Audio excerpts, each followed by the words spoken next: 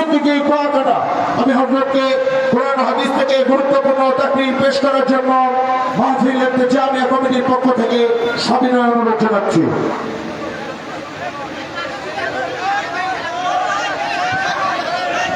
ব্যাগগুলো দ্রুত স্টেজে দেয়, ব্যাগ যেগুলো রয়েছে স্বেচ্ছাসেবক ভাইরা দ্রুত স্টেজে ব্যাগগুলো পৌঁছায়।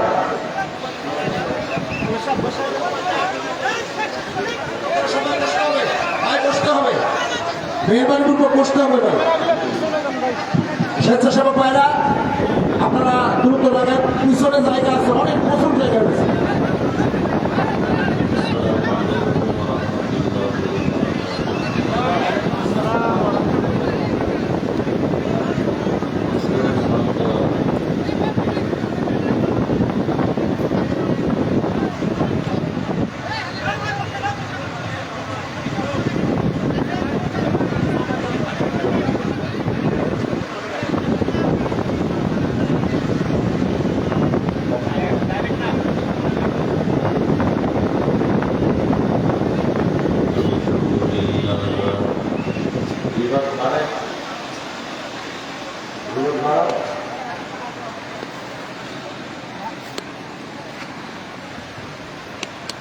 الحمد لله الذي جعل الشمس والقمر بالحسبان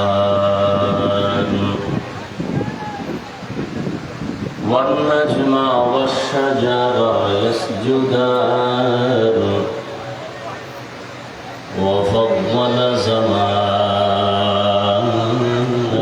على زمان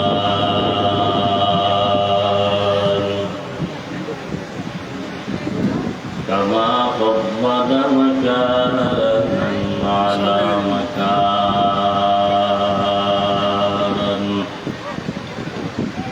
وإنسانا على إنسان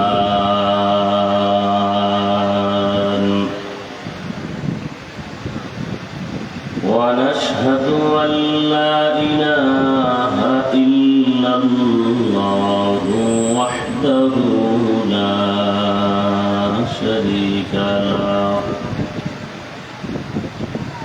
لا ضد له ولا ند له ولا مثل له ونشهد أن سيدنا وسندنا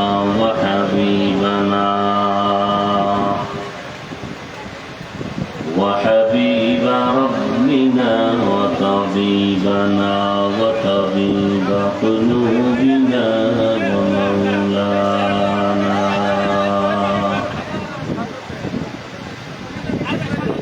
ومولانا محمدا عبده ورسوله اللهم صل على محمد النبي الأمي وعلى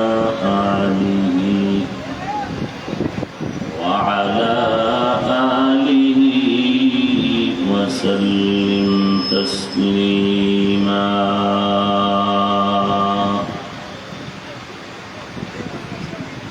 وبعد فأعوذ بالله من الشيطان الرجيم بسم الله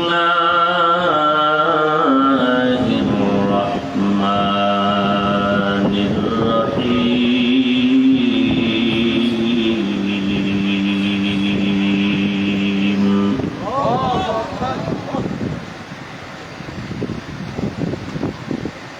يا أيها الذين آمنوا اتقوا الله حق تقاته